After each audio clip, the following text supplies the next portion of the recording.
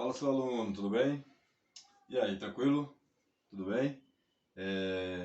Então, eu estou criando esse projeto, certo? Para a turma aí do ensino médio, até mesmo para o ensino superior, e está com dificuldade relacionado à mecânica da física, né?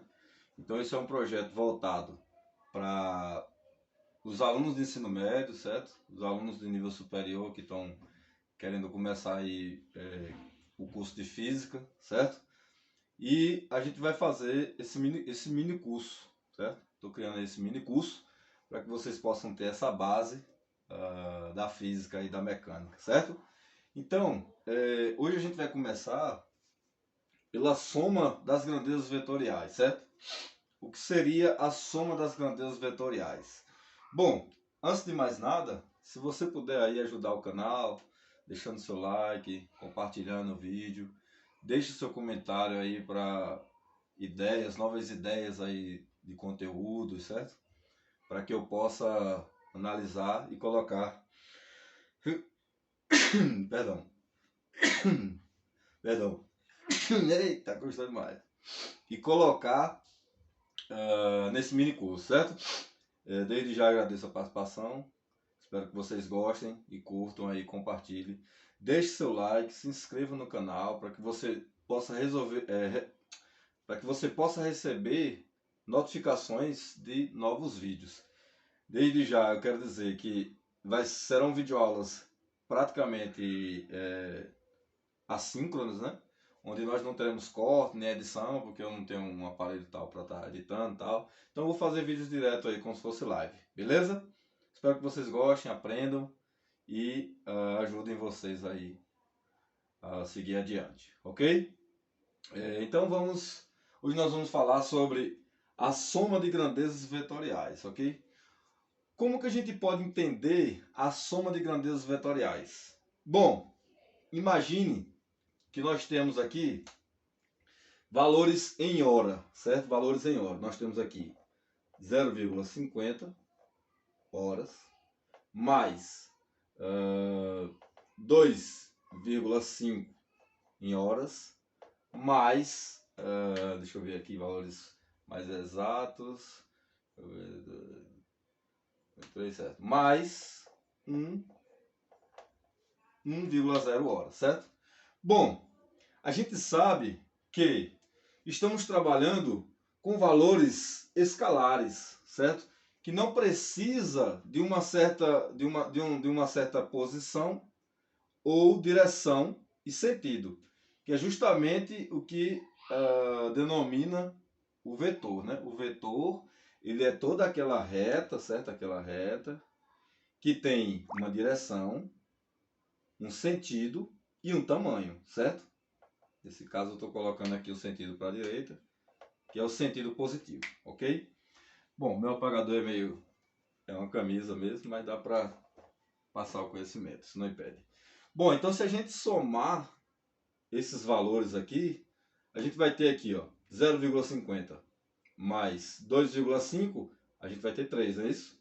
5, 5, 10, vai 1, 3. E 3 mais 1, a gente tem aqui 4,0 horas.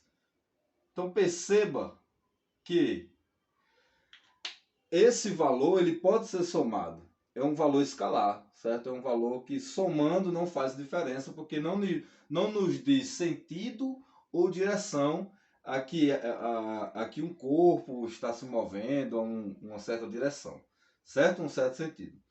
Para vocês entenderem esse conceito que eu estou querendo passar de hora, a gente pode relacionar esses valores em uma unidade de medida. Se a gente disser aqui que 0,50 metros mais, não, vou colocar aqui 0,50 metros, outro valor aqui, eu vou colocar 2,5 metros, vou colocar também um valor, certo? Uma unidade em metros.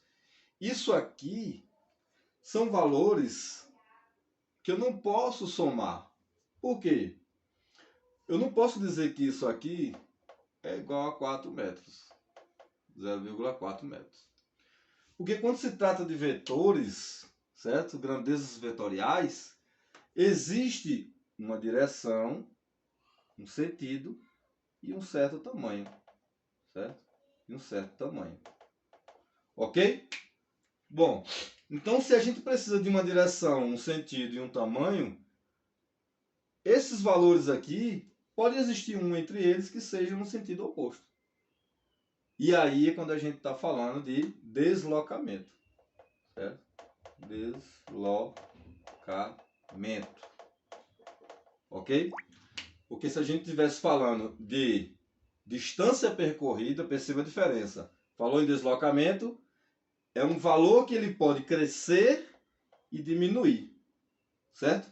Então eu não posso dizer que eu tenho 4 metros, porque um desses valores pode ser negativo.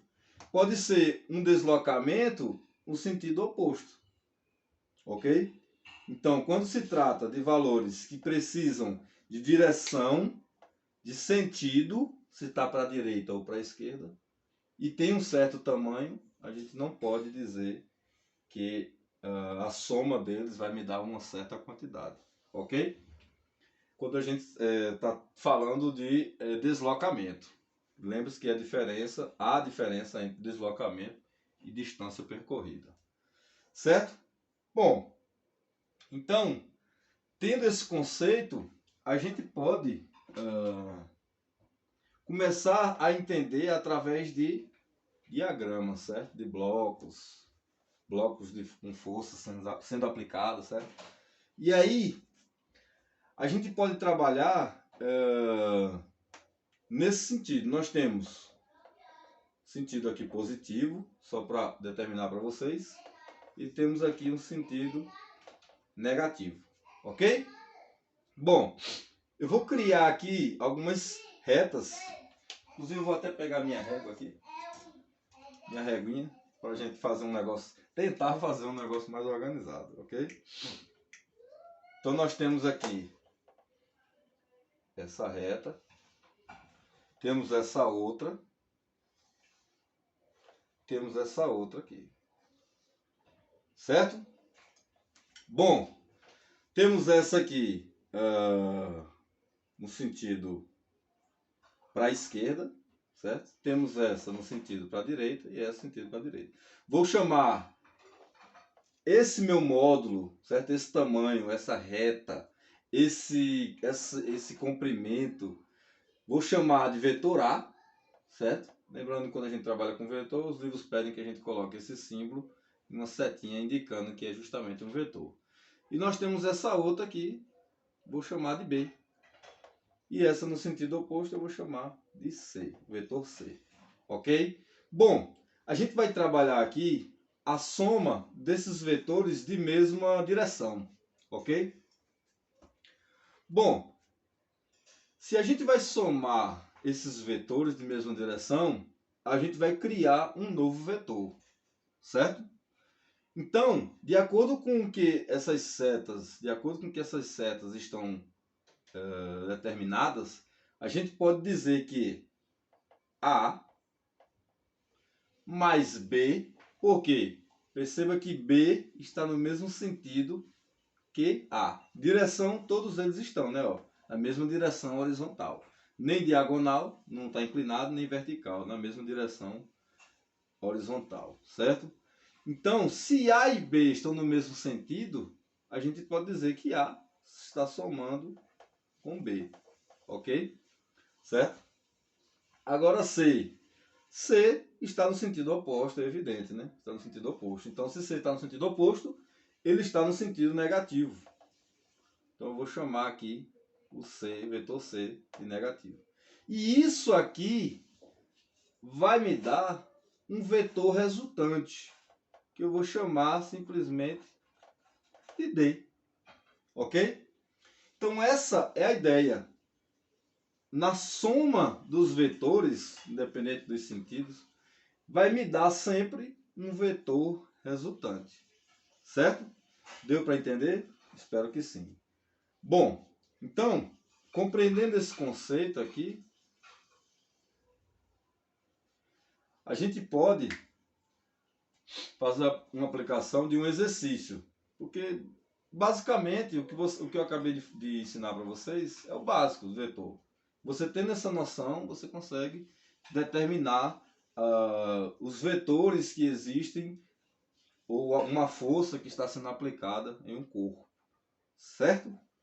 Bom, então com esse conceito eu vou apagar porque o quadro é pequeno e aí eu vou colocar um exercício aqui para a gente resolver, certo? Bom, vou pegar minha régua, vou criar aqui, ok? Bom, então nós temos aqui, vamos imaginar, nós temos aqui esse bloco, pode não ficar perfeito, não estou fazendo as medições exatas, certo? Ok? E aqui é tudo na hora, tudo ao vivo, viu? Não tem negócio de edição não. Pronto, ficou meio troncho, mas dá para entender, eu creio que dê para entender, certo?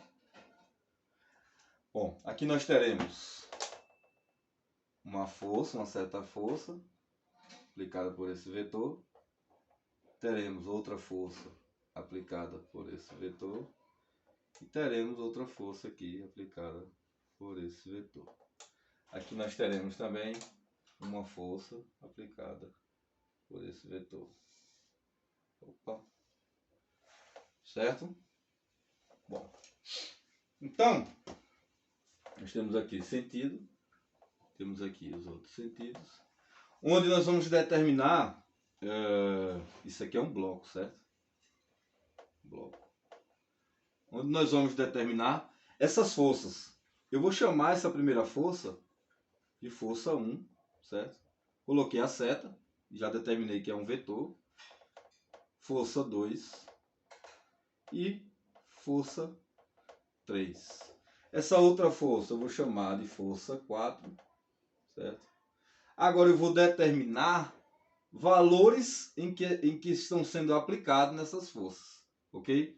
Então, eu vou dizer que a força 1 ela é igual a 10 newtons, certo? Sabendo que quando a gente trabalha com força, a unidade de medidas é newton, ok? Beleza. Força 2, que é o nosso, vai ser aí 20 newtons. Força 3, vou chamar de 30 newtons, certo?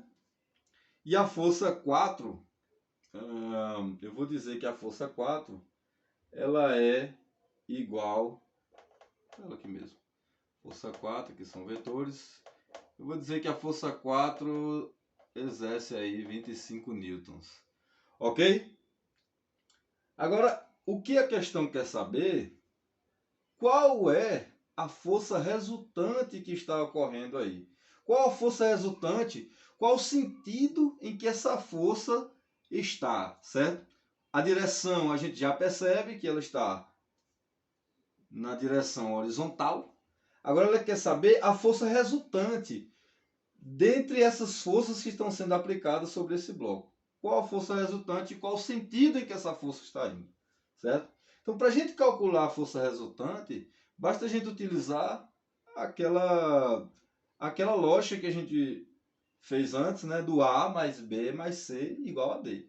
Então, a força resultante, eu vou dizer que ela, eu vou botar força R, força resultante, é igual à somatória de todas essas forças que estão sendo aplicadas sobre esse bloco, certo? A gente percebe aqui, nítido, que a força 1 ela é menor que a força 3 e a força 2 é maior que as duas forças.